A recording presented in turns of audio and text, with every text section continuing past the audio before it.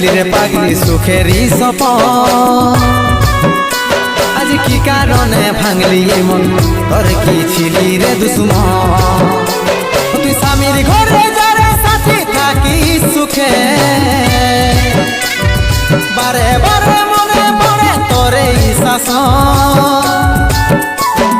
তোর দুনিয়ায় আসবো না আর যারে সাথী খুঁজলে পাবি না মনে পড়বে কি যখন